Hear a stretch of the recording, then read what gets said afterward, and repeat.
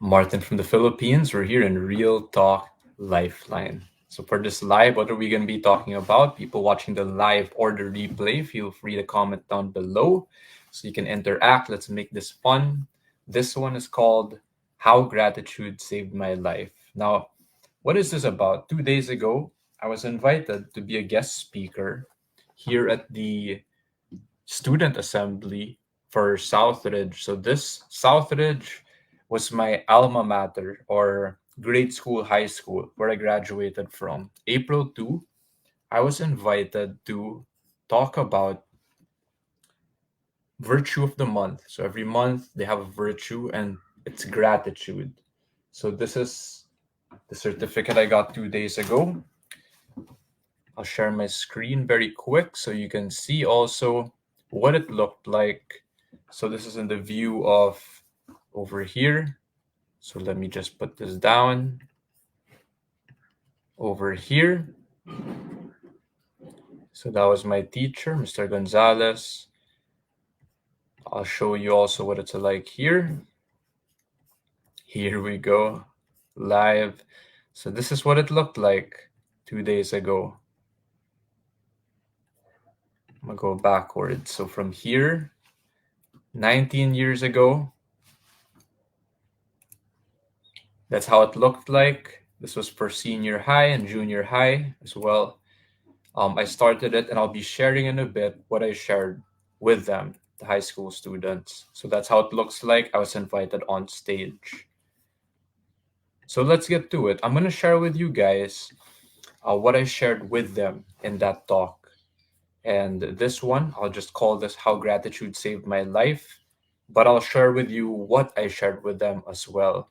Also, the way I want to share this is I graduated batch 2005. So I'll be sharing this for that high school student 19 years ago, as if it was the Martin 19 years ago and what I wish I knew.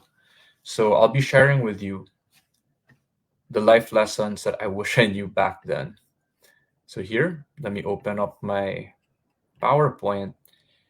And if you could see it, just double checking over here. There we go. I'm going to go full screen and let's begin. So the virtue of the month is gratitude. A very quick background, you guys. So this is for the senior high, junior high who haven't seen this yet or are reviewing it. Disclaimer, can I be real, raw, and authentic with you guys? Because that's who I am. This is what Real Talk Lifeline is about. Just so you know, Southridge, where I came from, it was a very conservative school, Catholic schoolboy like that. And this one, I'll be focusing on the virtue of gratitude. Don't worry. I'll also be sharing my life in a way wherein, again, I'll just be as real, raw, and authentic as I can with you. If that's okay, then continue watching. So that's me. I was born in 1987. That's me with my grandma. So like you guys, you Southridge graduates, I didn't know April 2024. It's the time where you guys are about to graduate. So like you guys, some of you, I started out prep 1993 all the way until 2005. And some of you, maybe you've seen that student award there and all. That photo of me was actually beside my brother. So after 2005, when I graduated in high school, Southridge, I went to UANP, University of Asian Pacific, and then you can see my background. In UANP, the thing is, for the first 3 years, you're taking humanities subjects. You actually don't have to pick your specialization from the very start, and that was a good thing for me because I didn't know actually what specialization I wanted. Just a tip: other universities, you may have to pick your specialization from the very start. So just keep that in mind. And then after finishing 3 4 years, I picked my specialization the third year. I took up communication or IMC, integrated marketing communications. After the fourth year, and I made it, I had this option to do one more year, the fifth year program, and you can get a master's degree. And then after 2010, I graduated from university. I started working 2011, from the ground up, management trainee, supervisor, manager. So started out again, minimum wage was like 15,000 a month. Supervisor, you go up 20, manager 30, 40,000 a month towards the end of my work, my first job. Also, I was in a 9 year relationship that time. So ever since third year high school, fourth year, 5 years of university, and then first 3 years of my job. Now, people watching, do you feel, if you see this on screen right now, does that look like someone who's successful, right? I think maybe some of you would go, you know what, I could do better, valedictorian, like that. So you're right. I mean, I just did the best I could, and I feel like, hey, that's a success. Now here's the plot twist. So 2014, so after 3 years, I was burning out already in my first job. uh, I was at a low point in my life, one of the lowest points in my life. And then at my worst or my lowest point, uh, my ex girlfriend, like she moved on. So I resigned from work. I was like hollowed out, just clock in, clock out. My heart wasn't there. It's like my soul wasn't there anymore. And then I decided to resign from work after even taking a month leave when the big boss told me to take a leave. So that's what happened to me. Now, you will never know when a moment or a few sincere words can impact your life forever. And this is the point where I started to see God, angels, through people, through strangers. So I joke because I came across people, total strangers in my life, wherein I call them godmother, or it felt like an angel came from above and just helped me, right? Now, here's the thing. Again, I may not be religious, but because of how religion was forced or shoved down my throat growing up, but I still believe. You'll see here. I'll relate it to gratitude also. What if you don't have that stranger in your life? What if you don't have an angel coming from above, descending and helping you, right? So, in the meantime, 2014, what I did was this is something that helped me. So, it's back to the virtue of the month of gratitude. So, I've been practicing this actually for years already, and you'll see in a bit. And it leads to my talk, which I call Why Do I Count My Blessings? I'll give you 5 reasons. I'll make it quick. So the first one, boom, you're like, whoa, this guy is telling me sanity. What do you mean? Why do you count your blessings? Why do you practice the virtue of gratitude? Sanity. So by default, again, I said I'm going to be real, raw, and authentic with you guys. Whenever I wake up, by default, I see the worst case scenarios. I see everything negative that could go wrong. Now, for the longest time, I thought I was crazy. But are there any people here who can relate? Hashtag relate. If you can relate here in this live or people watching the replay. So in 2018, I discovered from a mentor, his name was T. Harv Eker, and I started learning deeper in personal development. This is based on human psychology. It's actually part of human psychology to think or to see that way. Why? Our brain, the primary purpose is actually not to make us happy. So take a wild guess. Our brain's primary purpose is actually survival. Now, if you do see all the worst case scenarios like that, you think that way, you actually increase your chances of survival. So it's actually normal. Like you're not crazy. So here's the thing, if we keep thinking that way in worst case scenarios too long, well, that's where anxiety, depression, all these, it can be also unhealthy, right? In the long term. So, next, that's why I practice gratitude. Number two is a shift. What do you mean a shift from fear to gratitude? So you can see over here in the slide it says the alchemist. So I call it alchemy. What is that? It's when you turn lead to gold, right? In very simple terms, it's when you turn a negative into a positive. For me, that is alchemy or real life magic. Now, someone might say, okay, give an example, demo it. All right, so very quickly, I'll show you. What do you mean shift from fear to gratitude? So, when you are in a situation, an experience of suffering, so that's me in an ice bath, what does it mean? Shifting from fear to gratitude. The way I'll say it is, can you smile in the suffering? And that's me in the hardest part of the ice bath is the first 90 seconds to 2 minutes, so 1.5 to 2 minutes. So that's me going through the hardest part of the ice bath. When you unlock, you can actually shift from suffering to smiling, from fear to gratitude. So that's one of the other benefits you can get out of practicing that virtue of gratitude. Number three, more peace. So when you practice gratitude, it's a choice also, by the way. I already told you automatic. I'm not automatic gratitude or at peace. Sometimes at home, you have a lot of noise in the head. Maybe you know what, you're in a broken home. The family is fighting, right? Parents are angry. Life is hard, right? So whenever I do this intentional practice, I choose, it's a choice, right, to be happy, and it gives me inner peace. Number four, gratitude journaling. What is this? So, one of my best mentors, or the top mentors I look up to, the Tony Robbins. If you don't know who he is, maybe Steve Harvey, Oprah Winfrey. They all practice this thing called gratitude journaling. So the way I do it is I count my blessings every day.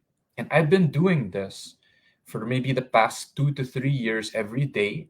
So that's maybe around 1,000 days already. Plus the earliest I looked up here, as you can see in the screenshot, dates back to 2017.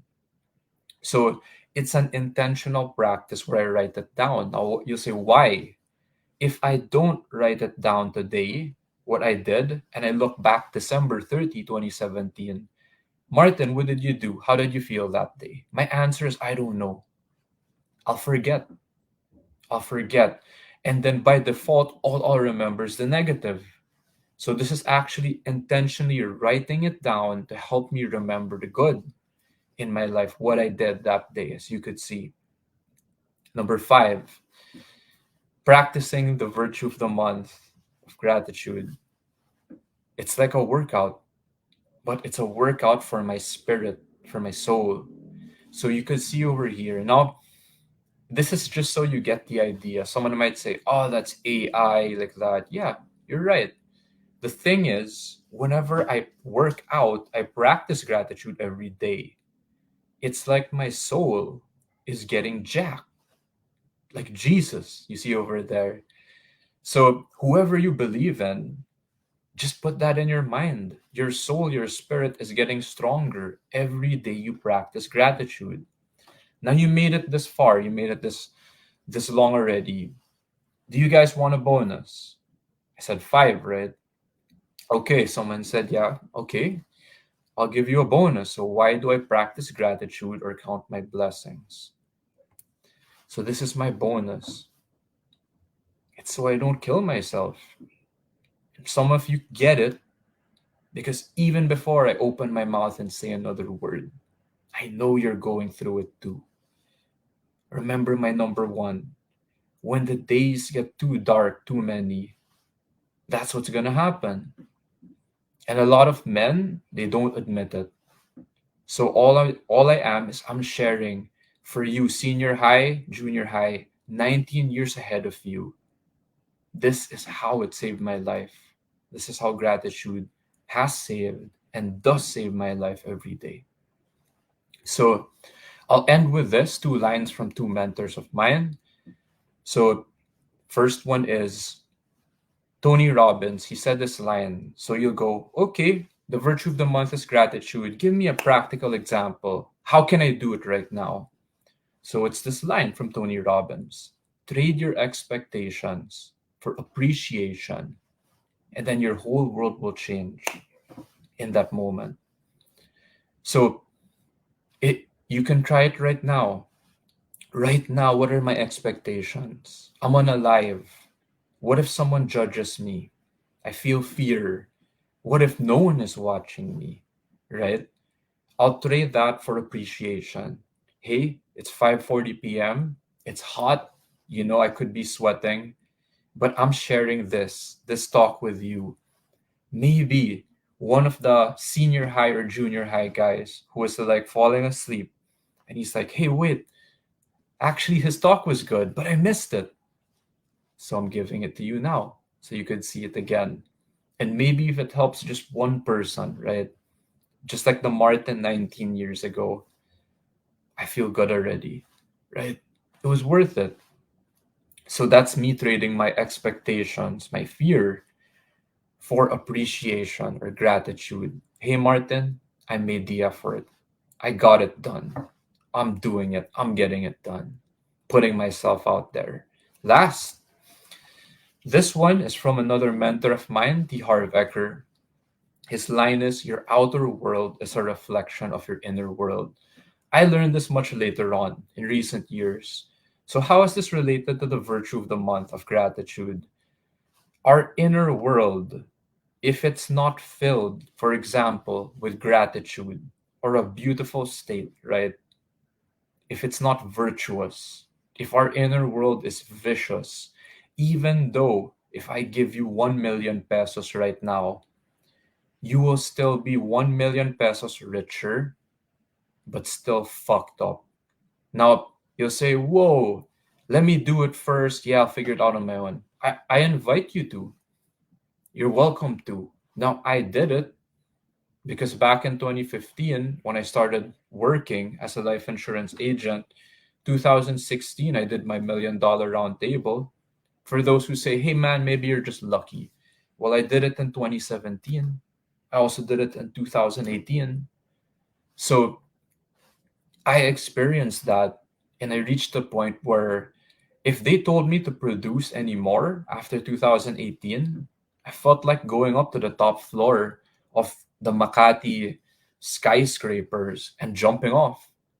So I decided to work on my inner world. One way of doing that is through practicing gratitude. And maybe you might see it now. I'm open to feedback, or I'm still in the process, in the journey. So, whatever your inner world is, your outer world will become a reflection of it.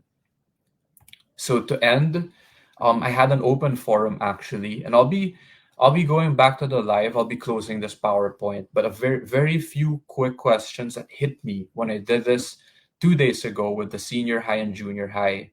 Someone asked this question that was really good about gratitude. The first one that hit me, I remember, was, we can come from privileged backgrounds, right? So Southridge is like a private boys' school. So how can we practice gratitude? My quick answer was perspective. So I grew up in Pilar Village, Las Piñas, moved to Ayala Alabang Village 1992. So here, let's say you're driving a very basic model Toyota Vios, budget car, right? Reliable. Your neighbor has a Lamborghini or a Ferrari. So this student who is asking, my answer perspective is, I could see he's very hard on himself. He's like humbling thyself. The thing is, I don't want to give the example that there are starving kids, right, in Barangay Kupang or in Africa, because that's how Southridge, they showed us that, right? I know this guy, this gentleman who asked, I know he would help the poor. So sometimes it takes perspective, widen our eyes. I've worked with high net worth clients and I felt poor next to them. And I mean that in a very good way. It made me appreciate the simplest things that I have. So do both. When we see someone hungry, less fortunate, and you can help, then help them. But also do not belittle yourself, because one of the greatest pains I grew up after graduating from Southridge was I had very low self worth, low self esteem. A few years ago, when I took a personal development seminar, 2001, I think, yeah, it my self-talk was, I'm a worthless piece of shit. Some of you reacting, whoa, like that. Where did that come from? Did that come from a teacher like that? I really don't know. But it's how I felt, and it's how I started talking to myself. So that's just a reminder for that first question, perspective, not just the poor, like, humble yourself, like that tone. It's also, hey man, open our eyes. We're actually Southridge. I didn't know this. Very quick. They can say, oh, your tuition is like 150,000 a year. No one ever told me that if you go to Southville, it's an international school. Their tuition is 300 to 400,000. Brent is like half a million, 500,000. IS International School is about 1 million pesos every year. So people who try to say be humble to us, you know what? I would rather just come from a good place. Open our eyes, right? Usually people who try to guilt trip us, they're going through their own demons, their own narrow-mindedness. So I would rather lift up this guy, this high school boy, than kick him down, because I knew what it was like to get kicked down. Now the last one, just for the sake of time, the last Q&A one I remember was this guy, senior high, I believe, he asked this question, how do we, a deep question, I like, how do we like reprogram all these beliefs, because it's the part of the sharing, it's what I was sharing, right? Quick answer to that was, it's a process. It's what I'm sharing with you. Comment, deep dive down below. I'll be happy to go deeper with you on that. The thing is, very quickly, what I learned from human psychology was age 0 to 7 is the most impressionable years of us. So when you're a child, that's how you're, like a sponge, you're like clay. You learn subconsciously very fast. Now after a certain point, you get older, 12 years old, you become an adult, it starts to calcify, meaning we get set in our own ways. So my answer is, my challenge as someone who's 36 years old, turning 37 in a few days, is it's more of a process of unlearning, and then relearning. What did we unlearn? First, have the awareness of what's not working anymore, right? Religion may have taught us a lot of good stuff, but sometimes it also teaches us stuff that's very limiting, right? Stuff that's damaging, right? Stuff that's like self-hating or coming from guilt, right? Or shame. So we can unlearn that and then choose to learn a better way after. So again, if you're curious, just comment deep dive down below. I'd love to share more about that. This is for those high school students graduating, and you got so many years ahead of you. So I'm just gonna stop this sharing first. I'm gonna go back here to the comments. Hello, hello, yes, mother. So thank you for the comment. God bless us. God bless you too.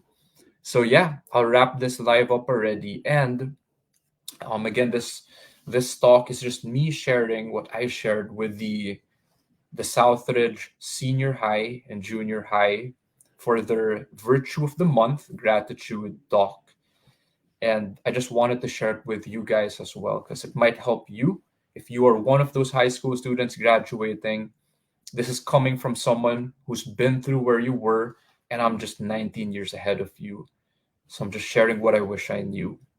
So thank you. I love you, and I will see you next time.